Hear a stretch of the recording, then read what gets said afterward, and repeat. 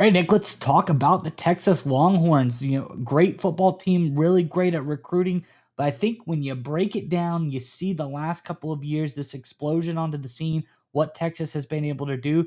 There's a little bit of secret sauce behind the scenes, something in particular that Texas has started doing that I think has really helped them, especially in the recruiting game. We're going to break it all down here in just a second. But first, I'm Andrew, that's Nick, and this is Saturday Morning Inspection.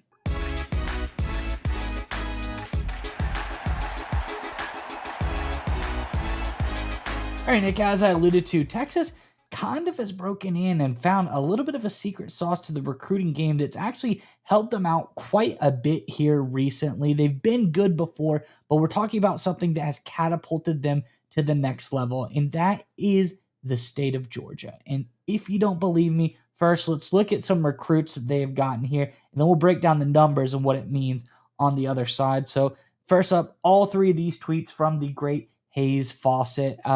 He's on X. Give him a follow. Has all the best recruiting news, all of the best, updates for your college football team. He gets it first. So give him a follow over on X. But it says first here, and this is a little bit different. Not quite. This is actually stealing a guy from Georgia, not necessarily from the state of Georgia, but just to show in the beginning. It says 5-star defensive lineman J.J. Johnson has flipped his commitment from Georgia to Texas.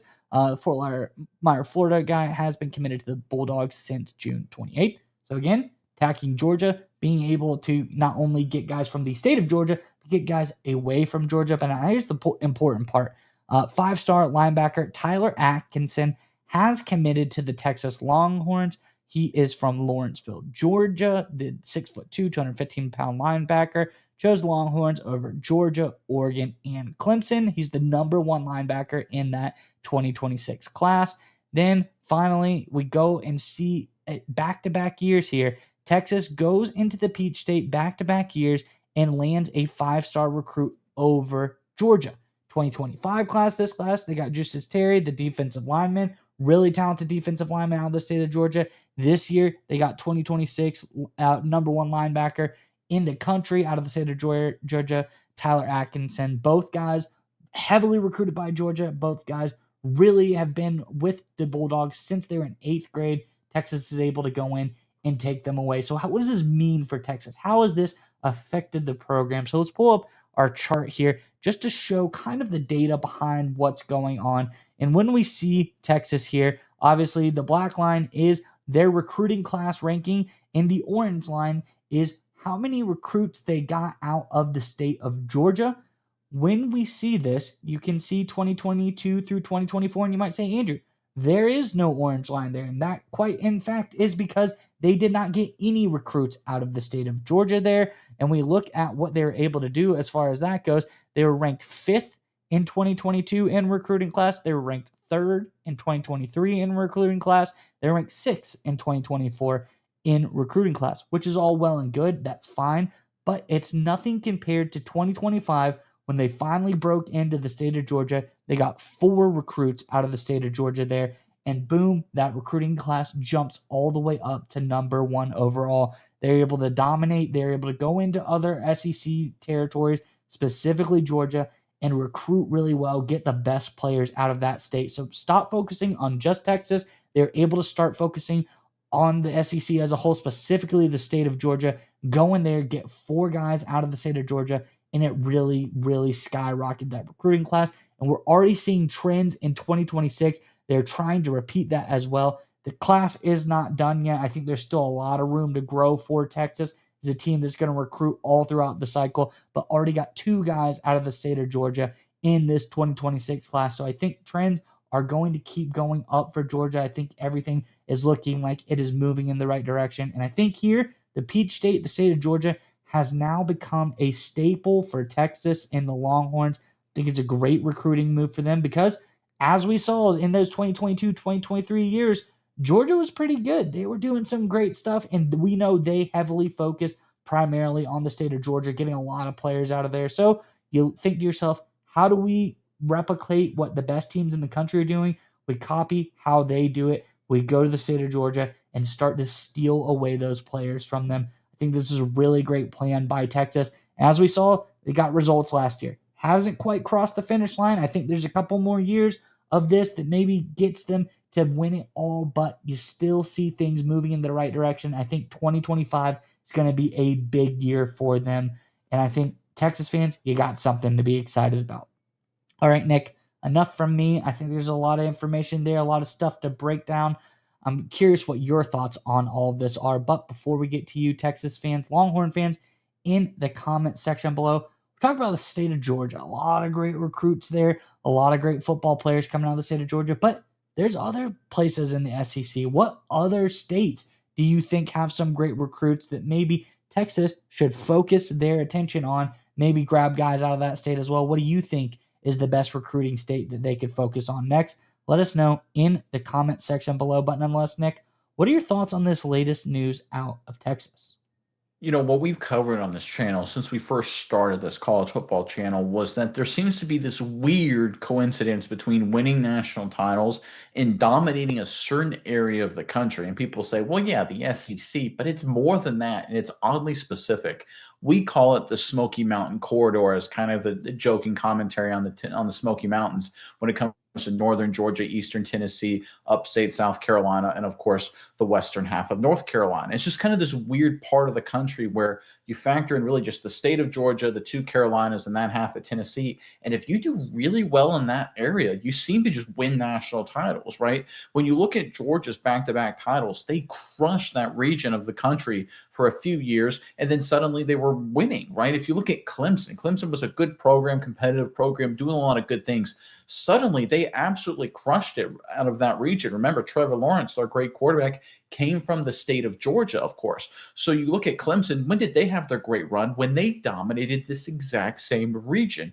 Even Nick Saban, during his time at Alabama, as much as they focused really on the state of Alabama and, of course, Louisiana in their national focus as well, they did a heck of a job going into Georgia and going into Tennessee, winning a lot of quality recruits when they were available. So there is this weird correlation here between winning this part of the country, we're talking Georgia, upstate South Carolina, Western North Carolina, and Tennessee. If you win this part of the country and do well here, national titles tend to follow. And it was something that was so surprising to us at the time, because if you look at prevailing wisdom, it's like, well, if you win South Florida, right, Miami, that's where the best talent is, or Los Angeles, or wherever, right? You win that region, you're going to win a title. And, that was sort of a lot of opinions for a long time.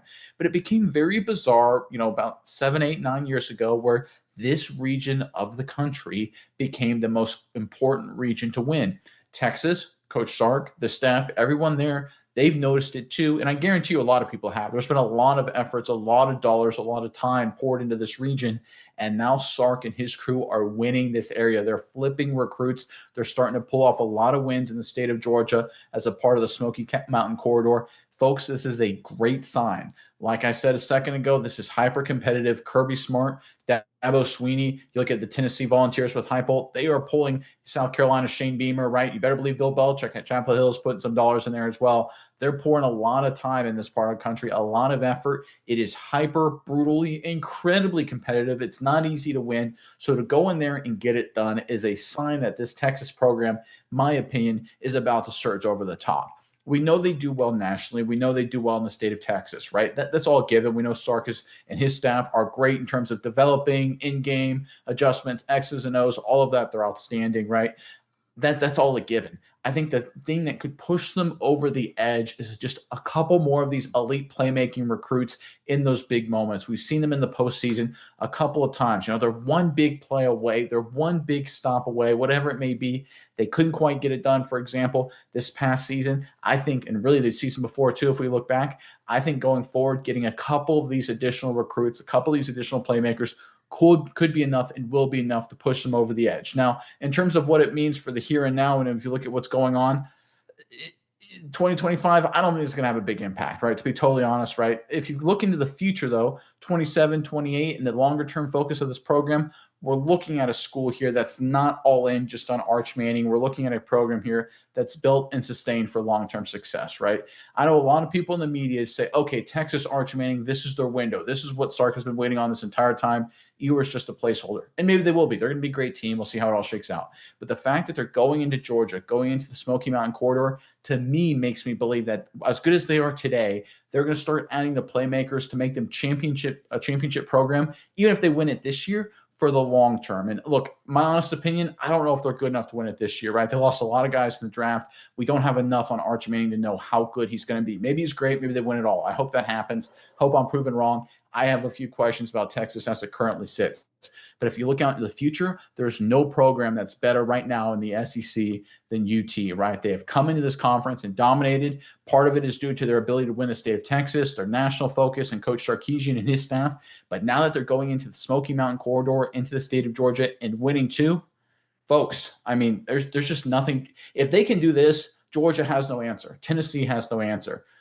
South Carolina, has no answer, right? Alabama is going to be cornered and just has to focus just on the state of Alabama, right? This is a key battleground, and if Texas can win this, there are no other answers in the rest of the SEC, and it'll be Texas's league for years to come, and they'll be the best team in the conference, undeniably so, for the foreseeable future. They won't be stopped, essentially. Yeah, Nick, and I think you look at some other teams, look at the most recent national championship program, Ohio State, while not as highly concentrated as some of these other SEC programs, we look at Ohio State and what they've done. Let's roll it all the way back to 2021 before they really started getting things going. There's obviously the great focus on the state of Ohio. There's a lot of great recruits in Ohio. They got majority of their guys out of the state of Ohio. But in 2021, the next couple of guys on the list, Pennsylvania, Washington, Arizona, Colorado. Not a whole lot to, talk about as far as where we are going. And, it's a program that up and down this point until then. But now we start seeing, we get into 2022, what has changed? Guys out of the state of Ohio, main focus, but then where are their next places? Couple guys out of the state of Georgia, couple guys out of the state of Tennessee, then even more, we go Florida, we go Texas. So those are auxiliary states in the SEC, but still, a couple guys out of Georgia, a couple guys out of Tennessee, Smoky Mountain Corridor, boom, they hit it. Let's go 2023, Ohio State. Main guys out of the state of Ohio, a couple guys out of the state of Georgia, a couple guys out of the state of North Carolina, some guys out of Florida, some guys out of Texas. So SEC focus, Smoky Mountain Corridor focus for the Buckeyes. And then finally, again, 2024, same song and dance, Ohio, Georgia, Tennessee, Florida, Texas. So boom, they're really starting to focus that. And what we see an Ohio State team, that transforms, really did a lot of great stuff, became national champions. And we see it's because of their change of focus, the area they're focusing on. Texas, there's a lot of great players in the state of Texas. It's hard to deny that. That's why they were so good. We're talking about, thin margins here. We're talking about, Texas, bad recruiting class. They were 6th in the country. Well, for them, they want to be on top. They want to be number one. They want to be national champions. They're spending a heck of a lot of money to do it. They want the results. So what are we seeing? Where can you break thin margins? Where's little moves that you can make that improve your return? That's the state of Georgia. That's the Smoky Mountain Corridor. We saw it with this 2025 class. Like you said, it might be the start of something like Ohio State. It took a couple of years of them building on, going back to the well in the state of Georgia, in the state of Tennessee, state of North Carolina, going back to the well, getting some really big guys out of those areas. And then it throttled them to be consistent, dominant national championship caliber team. I think Texas is on the right trajectory. I think they found their secret sauce to help get them to the next level.